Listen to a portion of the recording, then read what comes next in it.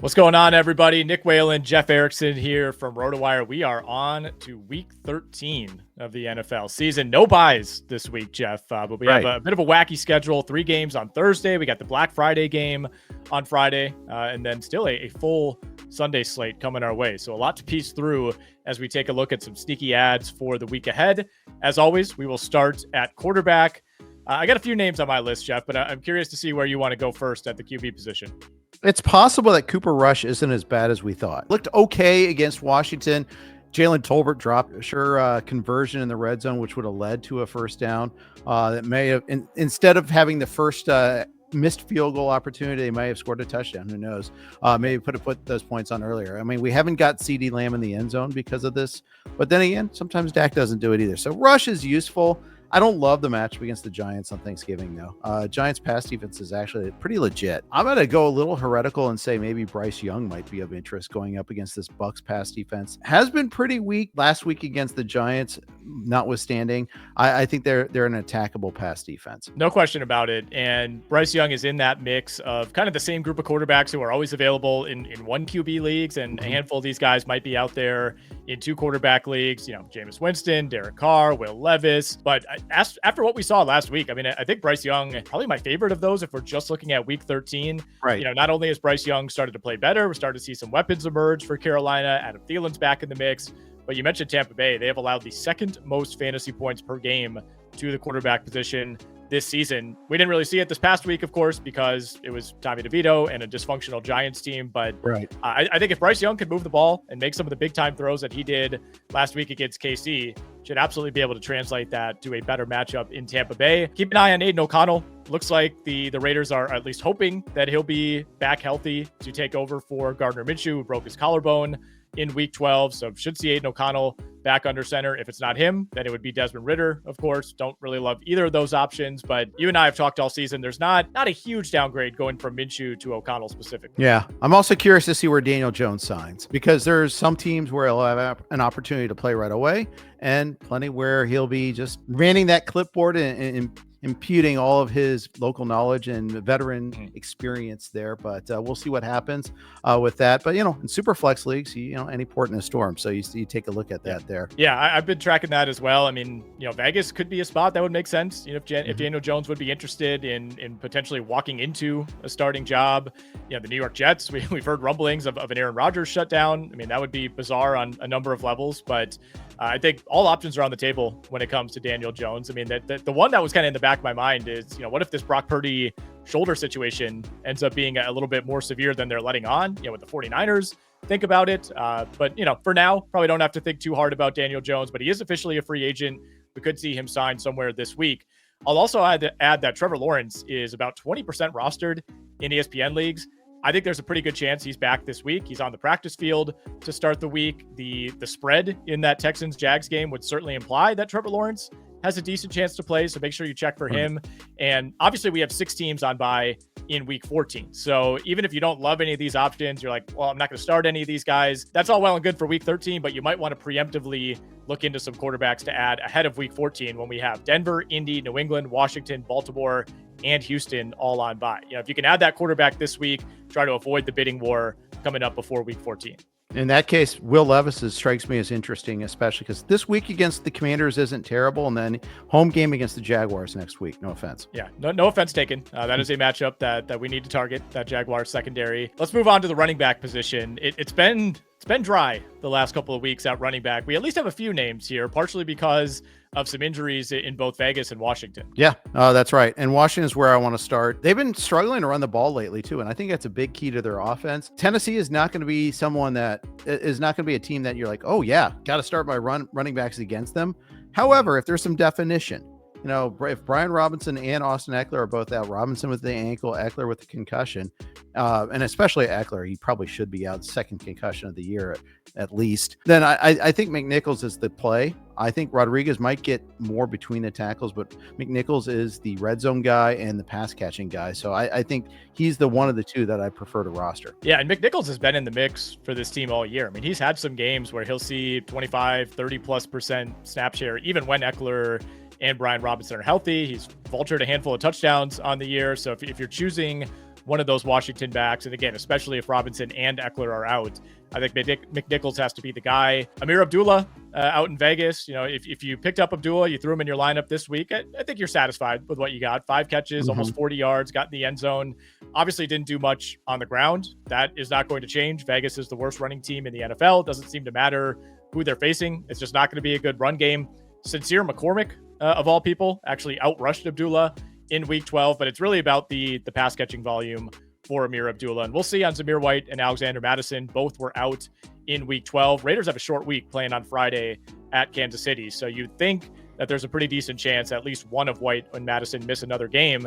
And KC, obviously it's not a good matchup. Feels like probably a borderline bad matchup, but we saw Chuba Hubbard and the Carolina Panthers have a decent amount of success against that defense in week 12. So if you're really desperate at running back, I think Ameer Abdullah makes sense. Tank Bigsby, we'll see. We'll see on the Jags offense. He's still out there in a lot of leagues. Again, if Trevor Lawrence is back for Jacksonville, that just makes me feel better about this offense overall. Kendre Miller, somebody I mentioned every week, he's finally eligible to come off of IR this week. The Saints are still playing competitive football. Alvin Kamara is not going anywhere, so we need to be realistic. But I do think this post-Dennis Allen coaching staff does want to get an extended look at Kendre Miller. So he's somebody I would add in deeper leagues. Then I also have Emmanuel Wilson. Green Bay's been a run-heavy team of late. Even when Josh Jacobs is carrying the ball 15, 20 times, Wilson is still getting his 5 or 6 carries. And then in Tampa Bay, Sean Tucker, who vultured the first touchdown of the game this past week against the Giants. They have 2 really good matchups coming up against Carolina and Vegas. Yep. Tucker even got a subsequent red zone carry later on too. Yep. So it's what it's worth there. Yeah. Kendre Miller is the one that really jumps off to me as the guy that I'm interested the most. When he got hurt against the Chargers, he looked good prior to that. Had like 4 carries that were really, he had some jump to him that I'm intrigued with.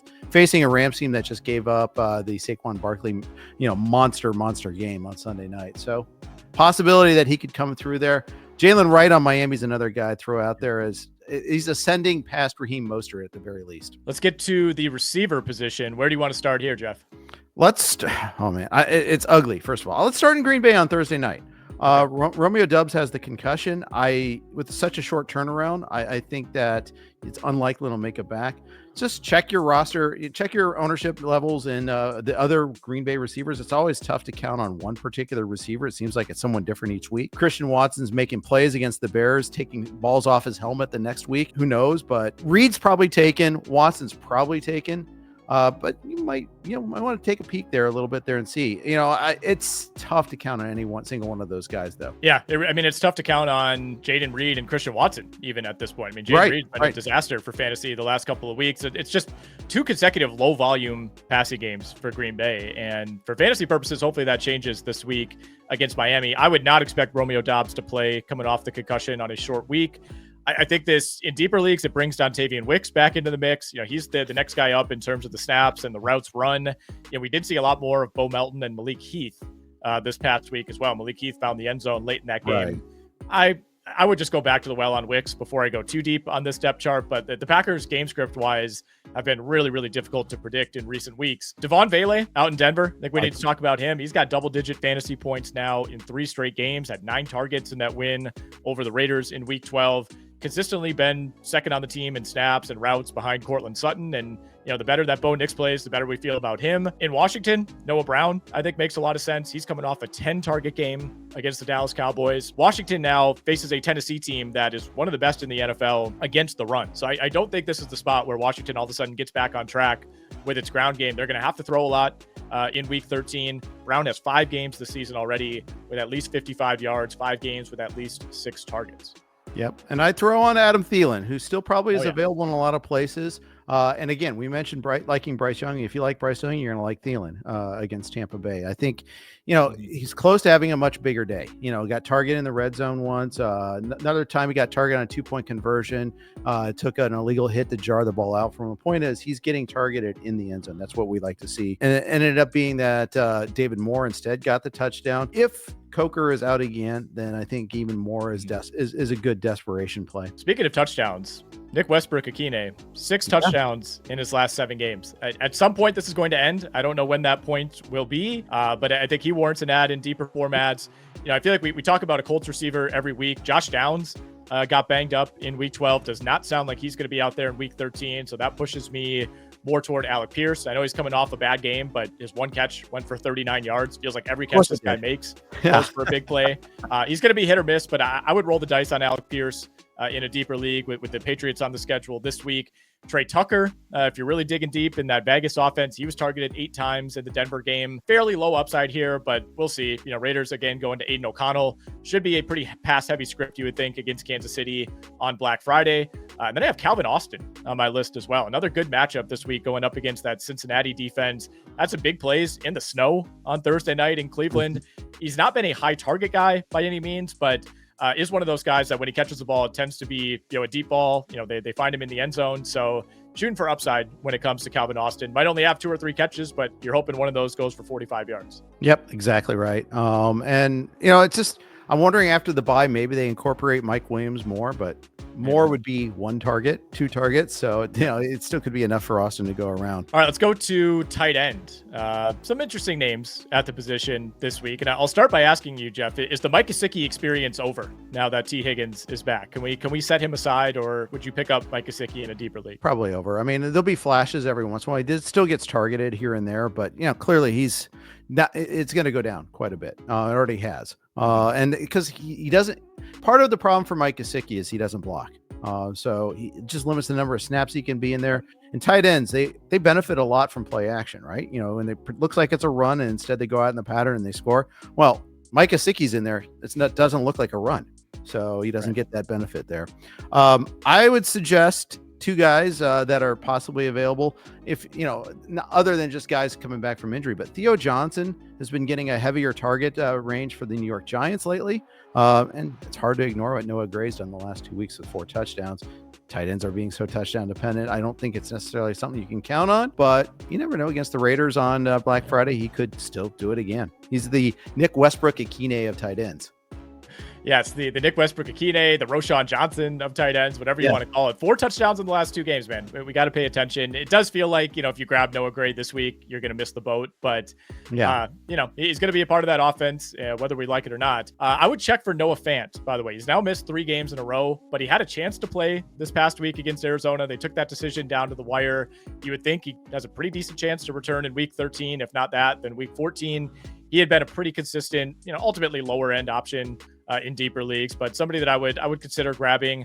And then we got to look at the Dallas Cowboys. Jake Ferguson likely out on Thanksgiving Day against the Giants. Giants have been good against tight ends defensively, so that's something to keep an eye on. But I would look at Luke Schoonmaker. He had the touchdown against Washington on Sunday. Split snaps relatively evenly with Brevin Spanford. I think they like both of those guys, but I would give the edge to Schoonmaker if I'm picking up one. Yeah, he scored on like the ultimate blown coverage play. Oh yeah. Yeah. So, but yeah, hey, he took advantage of it. They looked for him, and they've looked for him on other times too. So it's definitely a consideration. Definitely, especially again, I play in 1-2 tight end league. It's not fun. I'll take that any port in a storm sometimes. Yeah, absolutely. All right, that'll do it for our Week 13 sneaky ads. Enjoy the holiday. Enjoy the unique NFL week we have coming up. All 32 teams in action over the next handful of days. Jeff, great stuff as always, man. If you're checking us out here on YouTube, make sure you give this video a like. Make sure you're subscribed to the RotoWire YouTube channel. We appreciate everybody who's subscribed, everybody who's followed along, and let us know who you're adding in the comments. We always love hearing from you there. Do we miss anybody? Is there somebody that you're targeting on the waiver wire this week? Let us know. And again, make sure you're subscribed and check out rotowire.com/try, TRY. That'll get you free access to everything on our site, all of our tools, our rankings, our optimizers, you name it, rotowire.com/try.